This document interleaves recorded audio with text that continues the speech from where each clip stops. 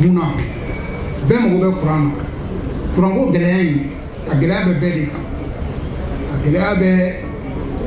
mɔgɔw kan u ka baaradaw la a gɛlɛya b'u kan u ka sow kɔnɔ ka d'a kan kuran mago ka bon fɛn ka dɔgɔ mɔgɔw mago tɛ kuran na min na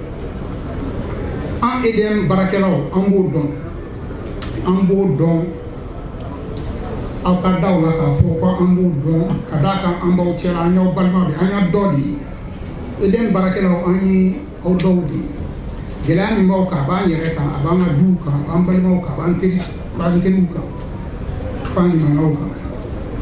o de la sa an ye nin lajɛrɛ in kɛ cogo min an bɛ se k'aw kunnafoni ka d'a kan kunnafoni ye wajibi ye faamuyaliko ɲuman n'Ala y'o d'an bɛɛ ma a ka ca an ka se ka ɲɔgɔn dɛmɛ ka bɔ nin gɛlɛya in kɔnɔ kuranko gɛlɛya in ye mun ye kuranko gɛlɛya in ju bɛ kabi yɔrɔ jan ko damadɔw kɛra fana kɔsa in na minnu y'a tɔ gɛlɛya a ju ye mun ye fɔlɔ san 20 biɲɛ an bɛ se k'a fɔ ko an ka kuran fanba 100 sarada la 83 o tun bɛ bɔ an ka barajiw de la n'o ye Sele ye n'o ye Sotiba ye n'o ye Manantali ye waati la i n'a fɔ san 2002 wagati groupe ni taji bɛ k'olu la ka kuran di olu 100 sarada la 17 dɔrɔn de tun bɛ b'o la munna groupe ka d'a kan an ka sigida dɔw ka jan an ka réseau la i n'a fɔ sigida minnu bɛ Tɔnbukutu Nioro olu n'u ka centrale de bɛ yen n'u ka groupe taji de bɛ k'o la donc o waati 83 o tun bɛ bɔ an ka barajiw la 17 o tun ye groupe ye bi o ko yɛlɛmana sisan kuran fanba bɛ dilan ni groupe de 100 sarada la 70 de bɛ dilan ni groupe ye o la kuran fana a yɔrɔ dɔ ye min ye o ye dɔ farala kuran mago kan san 20 biɲɛ kuran mago tun ye i n'a fɔ kilowatɛri n'an bɛ kuran suma n'o ye kilowatɛri a 1,600,000 bi kuran mago bɛ kilowatɛri 3 ani 1,200,000 donc san 20 kɔnɔ a sigiyɔrɔmara siɲɛ 5 kuran mago ka bon jamana kɔnɔ san o san 100 sarada la 10 bi fara kan o kɔrɔ ko san 7 la a bɛ sigiyɔrɔma 2 donc o baara de kan ka ɲɛ bila ka ɲɛ sigi ka kɛ cogo min o kuran bɛ se ka bɔ nɔgɔya la walasa o ka kɛ fo baara caman de ka kɛ n'o ye investissement ye o investissement bɛ kɛ nka u ti kɛ ka bɛn n'a tuma ye o furancɛ kɔnɔ EDM wajibiyalen bɛ ka groupe ta location na ka carburant k'o la ka se ka kuran di ka d'a kan mɔgɔw kuran mago fɛn tɛ bɔ a la dɔ bi fara a kan san o san 100 sarada la san o san 10 de bi fara a kan donc o kɔnɔna na o baara kɔnɔna na o baara in bi kɛ ni bɔnɛ de ye EDM ma ka d'a kan EDM bɛ kuran feere ni bɔnɛ ye a bɛ se k'o kɛ cogo min a tɛ se k'o kɛ ni faso ka dɛmɛ tɛ foroba nafolo de bɛ na ka don o kunkɔrɔ jasa kuran bɛ se ka d'aw ma ka sɔrɔ a bɛ ka feere bɔnɛ la nka o fana foroba nafolo aw yɛrɛ b'a dɔn foroba nafolo donyɔrɔ ka ca bi an ka jamana bɛ cogo min na donc o bɛɛ de gɛlɛya bɛ yen donc gɛlɛya in ju ye de kuran bɔta de ka ca ni carburant ye bi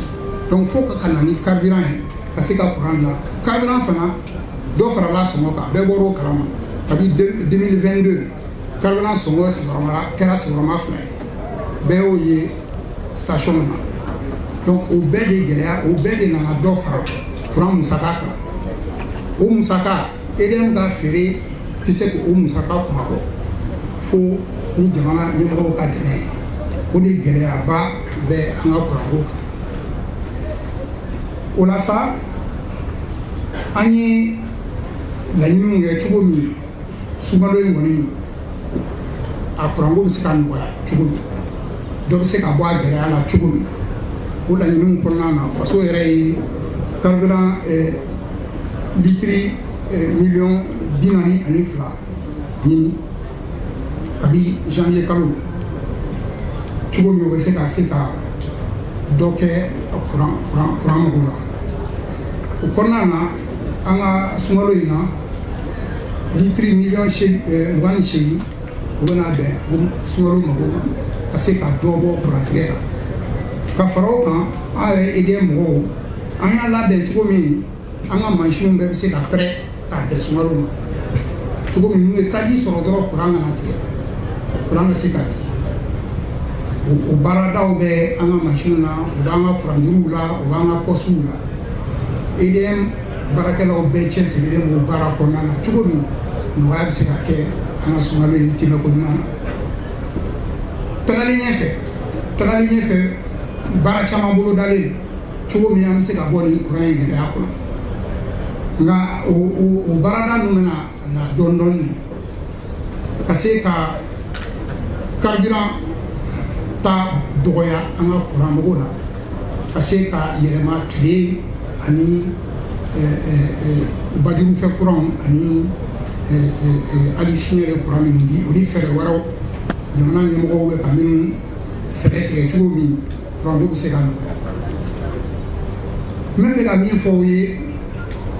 k'an ka kuma kuncɛ o ye de aw ka da la k'a fɔ ko jamana ɲɛmɔgɔw b'aw ka yamara kɔnɔ n'u ka dɛmɛ kɔnɔ EDM baarakɛlaw cɛsirilen bɛ su ani tile cogo min kuranko bɛ se ka nɔgɔya ɲɛsin an ka jamanadenw ma EDM ka laɲini y'o de ye EDM ka baara kun y'o de ye ne baaraɲɔgɔnw bɛ cɛsirilen b'o la n bɛ se k'o fɔ aw ye o baara in kɔnɔna na o cɛsiri in ye wajibi de ye an ma ka d'a kan an ka jamana bɛ yɔrɔ min na cɛsiri yɔrɔw ka ca anw dɔrɔn tɛ cɛsiri wɛrɛw b'an ka jamana kɔnɔ donc ni aw ka faamuyali ko ɲuman ni ɲɛmɔgɔw ka dɛmɛ ni Ala ka jɛ Ala sɔnna an n'a nɔgɔya siraw ɲini ɲɔgɔn fɛ an ka kuranko la a kɛto bɛ nin na. Merci, monsieur le directeur. Merci à tous, merci pour vos questions qui témoignent de l'intérêt que vous portez à ce sujet d'importance pour nous tous. Alors, la question portant sur le mix énergétique, c'est-à-dire les sources, effectivement, la question est cruciale. Et je puis vous assurer que toutes les pistes sont explorées en ce moment par les autorités, et notamment par le ministère de l'Énergie et de l'Eau, pour mettre à disposition, pour mobiliser les autres ressources disponibles dans notre pays pour permettre la production d'électricité.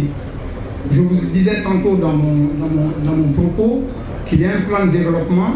qui prévoit la mobilisation des ressources hydroélectriques au niveau des affluents du Bani, au niveau du fleuve du Liban. Il y a plusieurs sites qui sont en cours d'études ou même prochainement de réalisation par les autorités qui permettront d'améliorer en tout cas la part de ces énergies dans notre mix. Il en va de même aussi pour l'énergie solaire qui, elle, est potentiellement inépuisable dans notre pays, tant les quantités sont importantes, mais il s'agit naturellement de maîtriser son intermittence, à savoir que le soleil n'est disponible, comme chacun sait, que le jour, et il est important de pouvoir couvrir la demande la nuit, car jusque-là, les besoins les plus importants en énergie surviennent la nuit. Donc là-dessus, ce que je peux dire, c'est que aussi bien le département de l'énergie, la direction nationale de l'énergie et nous-mêmes EDM en tant qu'opérateurs sommes engagés sur ces pistes pour trouver de nouvelles sources et développer de nouvelles sources. Alors cela m'amène à la deuxième question. Est-ce que les investisseurs font confiance à la société et est-ce que Sotiba est un modèle de gestion? Alors, j'aimerais quand même expliquer à mon interlocuteur qu'il y a plusieurs intervenants dans le secteur de l'énergie. Les investissements sont portés par l'État à travers ces structures qui sont en charge de cela, n'est-ce pas, dont la Direction nationale de l'énergie. Et ces structures délèguent souvent certains ouvrages à EDM, comme par exemple la centrale de Sirakoro qui vient d'être achevée. Donc vous semblez mettre en cause le modèle de gestion En fait, dans le cas particulier de Sotuba, il s'agit d'un ouvrage qui existe depuis 1966, n'est-ce pas? Et le projet qui portait là-dessus consistait à doubler sa capacité. Donc ce projet a été entamé par les autorités, n'est-ce pas? Toutefois, il a été en but avec un certain nombre de difficultés techniques, d'ordre technique, n'est-ce pas? Vous voyez, il est au cœur de la ville, il est situé près d'un pont, etc.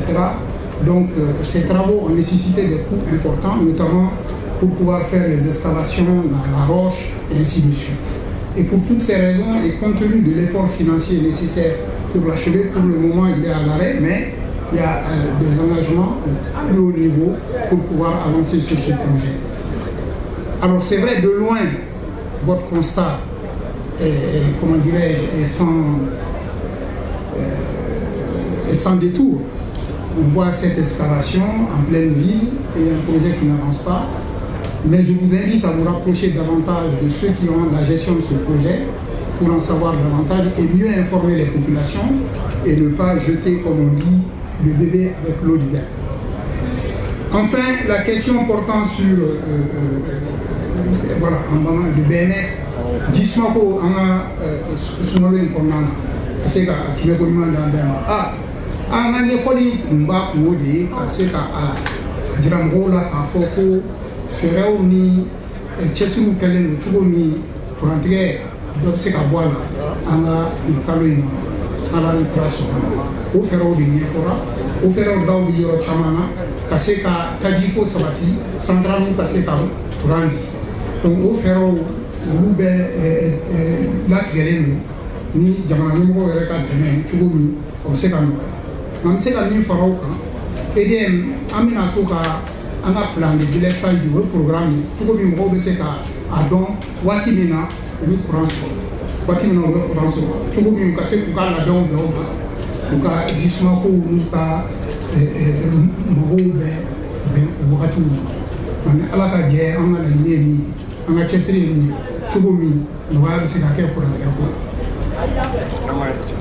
la.